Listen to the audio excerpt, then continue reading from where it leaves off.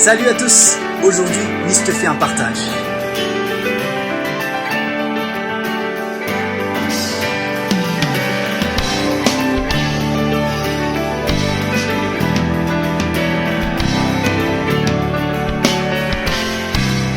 Fiadanana daholo tsopoko, tena hoe fifaliana ho ahy indray a ny mizara ho anao androany a misy afatra tiako zaraina aminao a momba ny fiainantsika amin'ny maha kristianina dia miaintsika eto amin'ity tany ity ary asaintsika ny fanamasina mivavaka isika isan'andro mba hoe hitaritarana antsika Andriamanitra amin'izay tiany ataontsika sy amin'izay zavatra rehetrarehetra mbola omeny atsika sy ampahafantariny atsika isan'andro. Androany dia tia hizara zavatra aminao a, zavatra izay mafaly anary, zavatra izay mikasika ny foko ary zavatra koa mampahery anahy mamiana fiadanana koa miatsika ny isan'androko.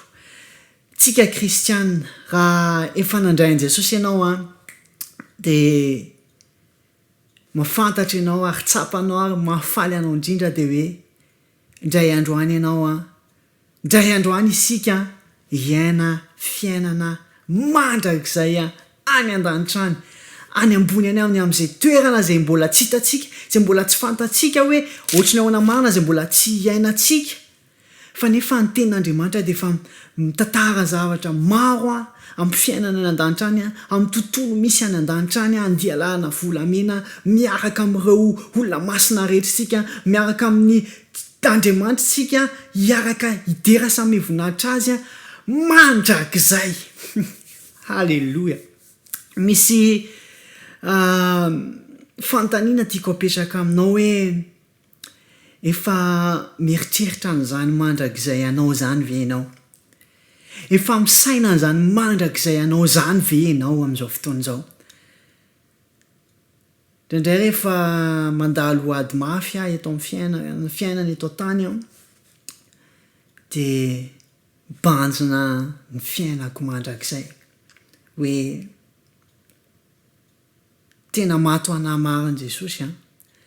Zaho ilay mpanota, zaho ilay tsy mendrika niditra an'izany a, raisy ny tompo a, ny fahotako, ny fahadisoako, ny maha-olombelona rehetrarehetra sy mahanofo ana rehetrarehetra ary nomboany teo amin'ny hazo fijaliana maty ho ahy izy a.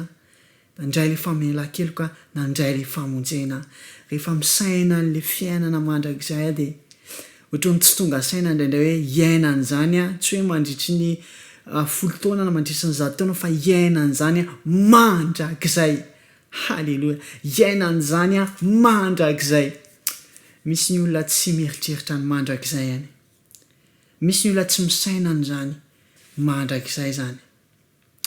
Fiainantsika eto an-tany a dia fiomanantsika amin'ny fiainana mandrakizay. Misy tenin'Andriamanitra tiako zaraina aminao androany fohifohy a. Ao amin'ny epistily soratan'i Paoly ho an'ny Kolosianina. Kolosianina 3:7 ny 9 ka hatramin'ny 9:7 no vakiako aminao. Fa manasa anao mihitsy aho mba tena hamaky n'ity Kolosianina 3:7 iray manontolo ity. Foana milaza an'izany. Mila miomantsika ny saina ny zavatra any ambony any. Amin'ny toetrantsika, amin'ny fitondran-tenantsika, amin'ny fiainantsika, amin'ny zavatra ataontsika isan'andro. Mahafinaritra be rehefa namaky an'ity Kolosianina 3:7 ity fa tena tany saina daholo a ny momba ny toetra tokony hananantsika amin'ny maha kristianantsika. Raha tena hoe Jesosy Kristy marina velona atao anatintsika, misy vokatra zany amin'ny tontolo ny ara-panahy fa amin'ny tontolo koa amin'ny isan'androtsika, amin'ny toetrantsika, amin'ny fomba fifandraisantsika amin'olona, amin'ny fomba fisainantsika, amin'ny fomba famindrantsika, amin'ny fiainantsika isan'andro. Dia le voalohany fotsiny, le fiatombohan'izany 3:7 zany fotsiny vakiako aminao Kolosiana 3:7 andininy fa voalohany a hatramin'ny 7 vakiako amin'ny anaran'i Jesosy. Ny fanolorany azy ato moa dia misoratra hoe ny tokony anariana ny asan'nofo sy nitondratena miendrika ny filazantsara. Vakiko amin'ny anaran'i Jesosy amin'izay ilay izy koa raha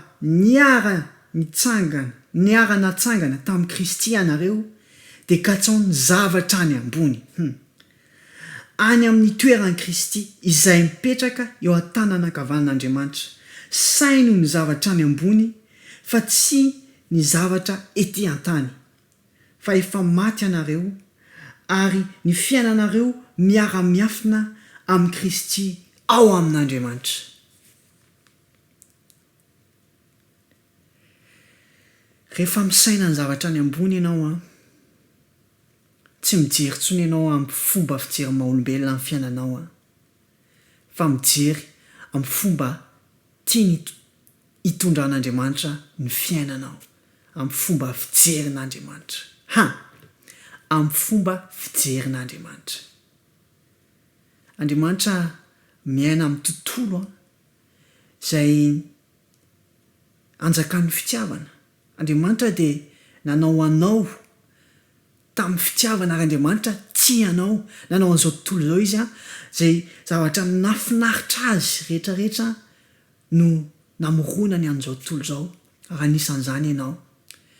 Ary rehefa tonga Jesosy Kristy maty ho antsika dia tsika miara-mitsangana velona miaraka amin'i Jesosy Kristy dia ny fiainantsika eto an-tany dia tokony mifanaraka amin'ny fiainana izay tian'Andriamanitra hiainantsika amin'ny alalan'ny fitarihan'ny fanahy-masina fa amin'ny alalan'ny koa ny fifikirantsika amin'i Jesosy Kristy.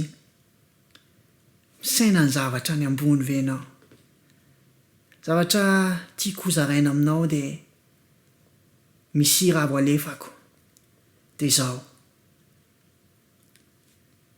Aza mieritreritra ianao hoe raha misy toetra ratsy, raha misy fahotana, raha misy lolo-po, raha misy tsy fifankazahoana, raha misy zavatra izay mety hoe mavesatra amin'ny fiainanao iainanao ety an-tany, aza mieritreritra ianao hoe indray androany rehefa tonga ny an-danitra any dia afaka tampoka tanteraka eo fotsiny izany ka lasa mahay fankaty amin'ny rehetrarehetra ianao, lasa tsisy olana intsony ianao, lasa ohatr'izao ny fiainanao, lasa hoe miova tampoka ny toetranao rehefa tonga ny an-danitra, lasa maivana tampoka ny fonao. Misy zavatra mazava tia ten'Andriamanitra tia lazaina ary izay nanasako anao satria tena mazava be daholo ilay hoe fitondran-tena araky ny filazantsara, araky ny ten'Andriamanitra. Mazava atao amin'ity Kolosiana 3:7 ity fa izao teny izao isika dia mila misaina an'izany hoe raha ny an-danitra any tokoa moa ny kristianina rehetra no hiaraka amiko any. Mila mifankatia amin'ny rehetra zany mila manana fitondran-tena mendrika an'izany lanitra zany mendrika an'izany pon'ny lanitra zany mila tombo amin'ny fahamasinana zany mba hiomana an'izany fiainana mandrakizay miaraka amin'ireo olona rehetra izay nandray an'i Jesosy zany dia eritrereto tsara fiainanao isan'andro. Ahoana ny fitondran-tenanao, ahoana ny toetranao, ahoana ny fifankazahoanao manodidinao sy amin'ny olona rehetra na havanao na namanao na nizaniza manodidina anao.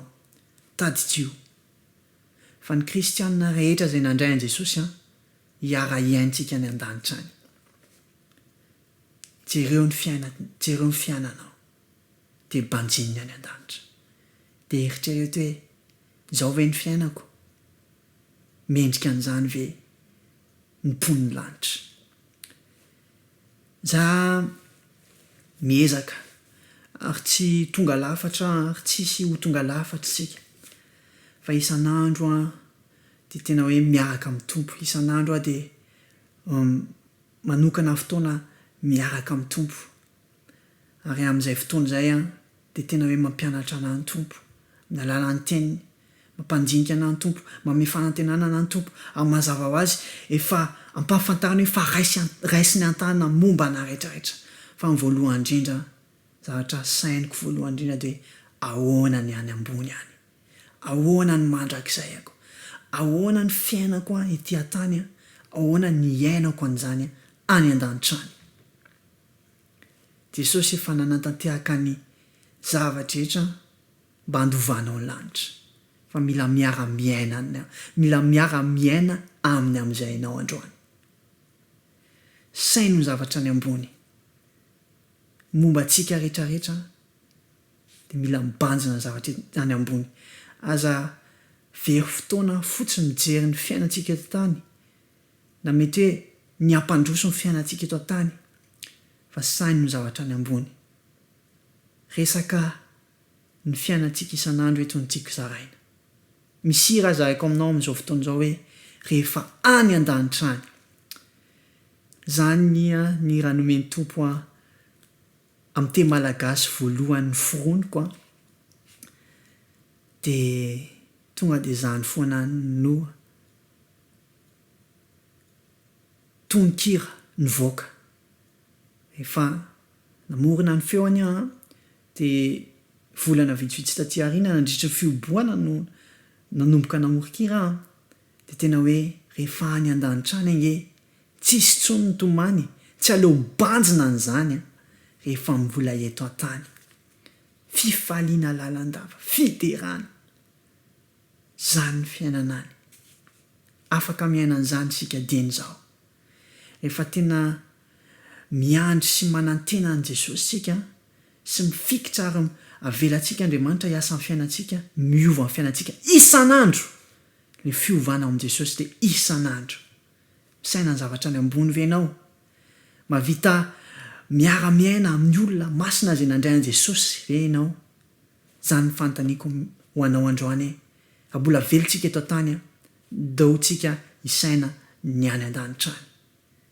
amin'ny fitondratena amin'ny zavatra iainantsika amin'ny zavatra ataontsika amin'ny zavatra katsahantsika fatratra tadidio fa misy fiainana mandrakizay aorian'izao fiainan'izao manasaonao hiainao ampitiavana antsira ity dia mame fotoananao amin'ny alarobia amin'ny herinandro indray tainy tompo daholo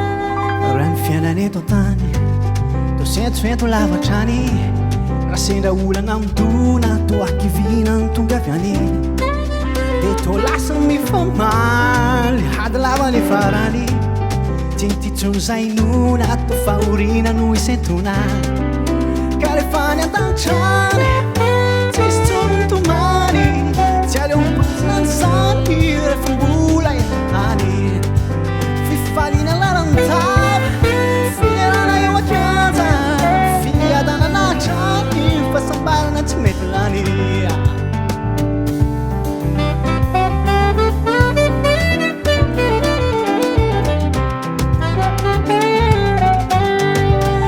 amin'izao fotoana izao Jesosy efa miandranao lay mpamonjy novonona ho anao izy nohombona izy lay tena tianao maty mba hamonjy anao analo ireo fahorina anolo zany ho fifaliana ka rehefa ny an-danitrany tsisy tsony tomany tsy aleo mibanjina n'izany rehefa mbola eto an-tany fifaliana lalandany filerana eo akianja fiadanana trany fahasambarana tsy mety lany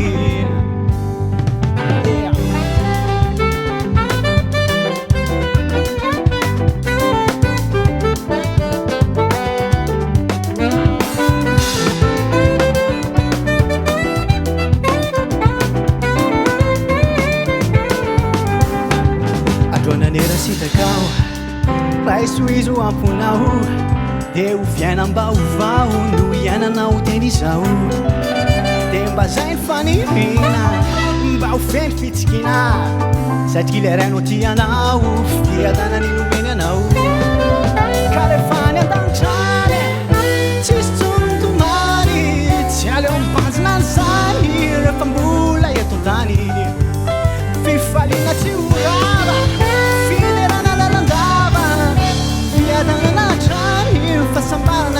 lany farefany an-tagnitrany tsisy trotomany tsy aleo manjonany zany rehefa mbola itoajany fifaliana tsy horama filerana nanandava fiadanana trany fahasambarana tsy mety lany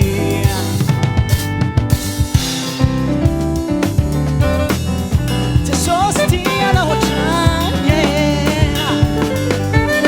Jesosy tiana ohatrany